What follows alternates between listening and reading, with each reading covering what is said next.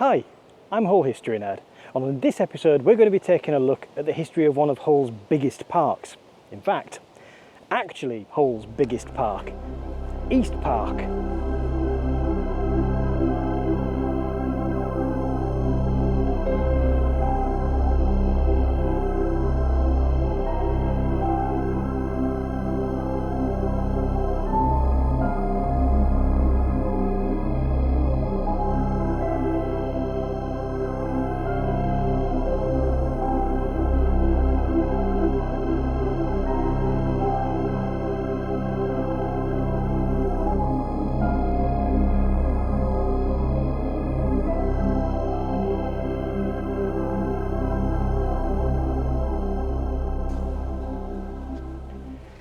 There can't be many people who grew up in East Hull who don't have fond childhood memories of East Park. I know I used to get brought here by my mum during the long hot summers of my youth in the 70s and 80s.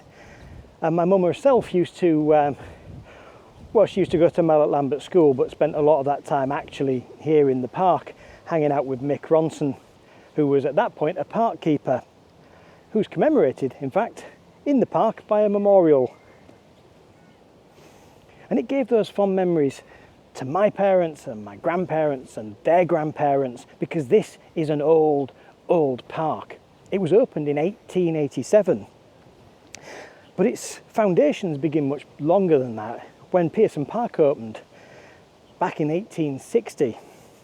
And the idea was that because the city of Hull was growing so quickly, it would really be a good idea to ring fence green areas as parks for the people fairly early on. But the idea got shelved and put on a back burner for decades, until in the 1880s the idea became floated to create two new parks, one in West Hull off Anlaby Road and one in East Hull off Holderness Road.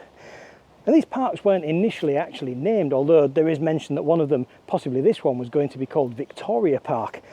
But over time they just simply became known as West Park and East Park. The original plan for East Park was to follow the template of Pearson Park. A carriageway enclosed the park, and the intent was to allow housing developments around the outside of the carriageway. Inside the carriageway was a mix of landscape gardens, an ornamental pond, a bandstand, and a feature known as Khyber Pass, though if you're from Hull you probably know it as the Rocks. North of the carriageway, the Lambworth Stream cut its way northeast across the land, later joined by James Reckitt Avenue. The land that the stream was on was gifted to the park by Thomas Ferrens in 1913, and this extended the park to the north, and, gradually, the park extended eastwards to encompass the nearby George V playing fields. By 1930, East Park was almost big enough to swallow Pearson Park, West Park and Pickering Park, with room left over. The building of the original part of the park, however, was more than just to make a nice place for the residents to enjoy. The 1880s were a time of recession and high unemployment, and the park projects were good ways to give jobs for lots of people. The construction of East Park itself created hundreds of jobs for locals, and of course other long-term jobs after it was opened for people like park keepers and gardeners. It finally opened in 1887, much to the delight of residents who enjoyed taking a turn around the gardens or coming to enjoy a band's musical performance, which was quite the regular thing in parks during the 19th century. And this is the Khyber Pass, known amongst kids for generations as the Rocks or the Rockery. It was one of the original features of the park as laid down by the designer Joseph Fox Sharp back in the 1880s. And it has changed something over the years, but the general shape of it is still pretty much the same. Some of the features that it's had and lost was at one end was the Arab Gateway from the 1851 Great Exhibition, and a bit further down back that way was part of Hull Jail's original dungeon. Both of these were taken away over the years, but one feature that did come here in about 1912 was just about here, was one of the turrets from Hull's very own citadel, which was being demolished at the time to make way for more warehouse space and railway sidings in Victoria Dock. and it stayed here until the 1990s, when it was finally moved back to Victoria Dock as part of the housing development there. Probably a good thing really, because while it was here I only ever remember it as East Park's unofficial urinal, so I'm sure it's having a better time at Victoria Dock these days. Another feature that was part of the original design was the ornamental lake, which would have been just here on the map. It was filled in during the 1950s and replaced with a sort of zoo containing wallabies, deer, rabbits and peacocks among others. This zoo has since been moved to a specialised area further to the east, occupying the spot where the East Park Lido used to be. The Lido itself was opened in 1964 and plenty of locals have many fond memories of swimming there, but it was closed in the 1980s and finally demolished in 88. These days, the site of the original lake is open ground with some trees and bushes.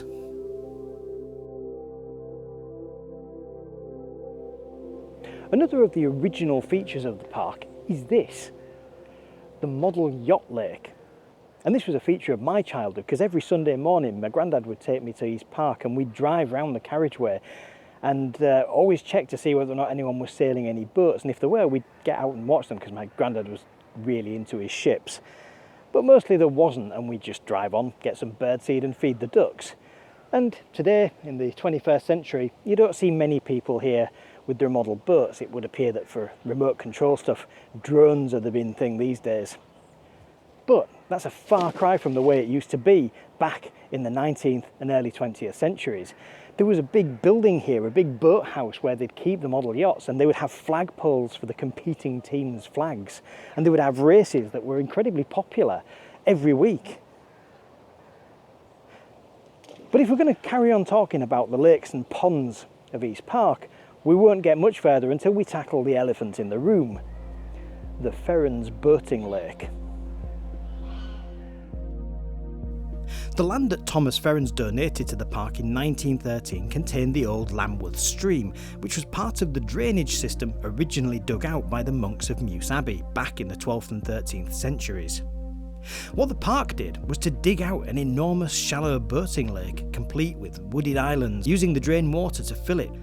As the park kept spreading eastwards, the lake expanded not long after, with a children's boating lake being built in the 1930s and a 1920s Grade 2 listed Wicksteed splash boat, which, aside from being closed due to COVID at the moment, is still operational after a lengthy refurbishment.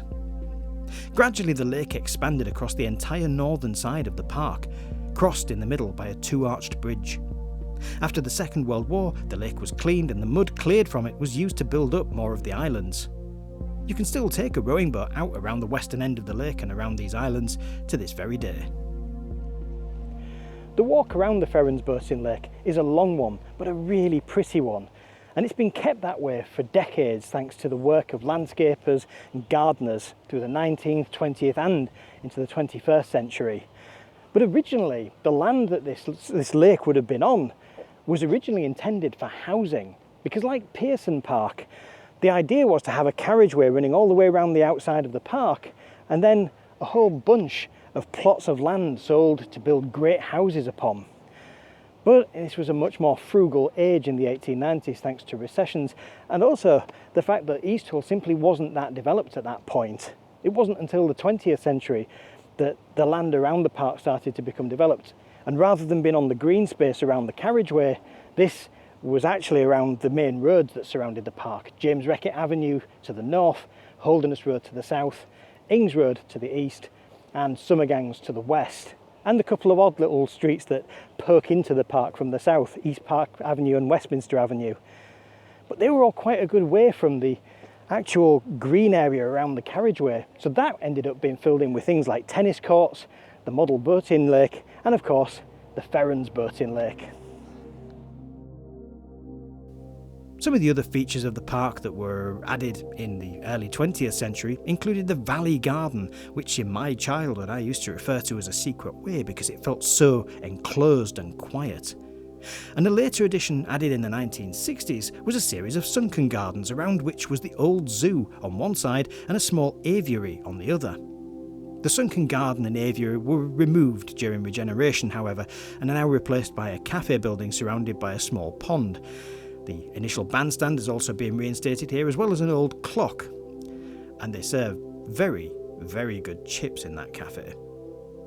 Meanwhile, to the east, the George V playing fields, which had been the site of a few clay pits, gradually became part of the sprawling East Park. Older viewers might recall the old paddling pool that was just on the south side of the lake near the bridge, or the old Peter Pan pond just south of where the Lido would be built in the 1960s.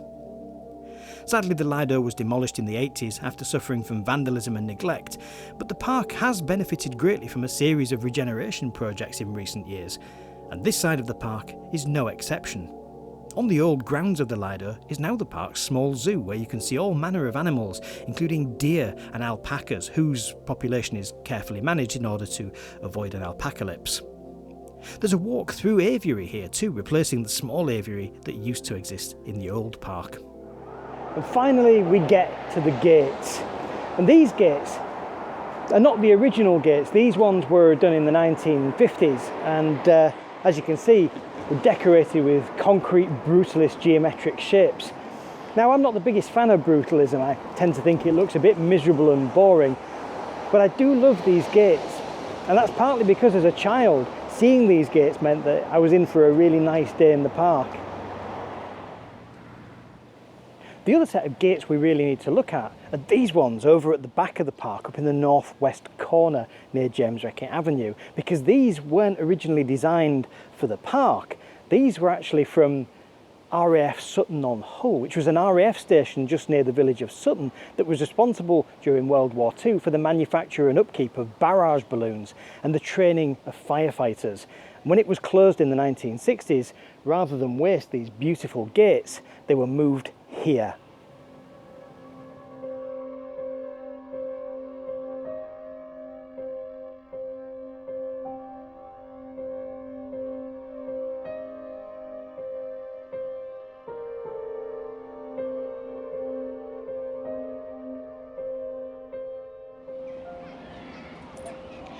East Park has changed a lot just in my lifetime.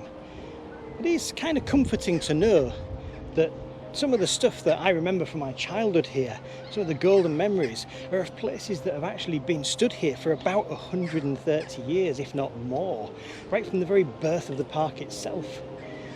And it's always been a popular venue for really big stuff like music festivals, because of its sheer scale, and of course the annual Hull Show, which grew from being little more than a livestock thing to encompassing entertainments and funfair aspects until it became one of East Hull, and indeed Hull's, main annual entertainments.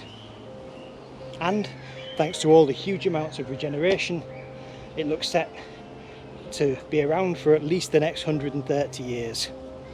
Long may it continue forming marvellous golden childhood memories for generations to come.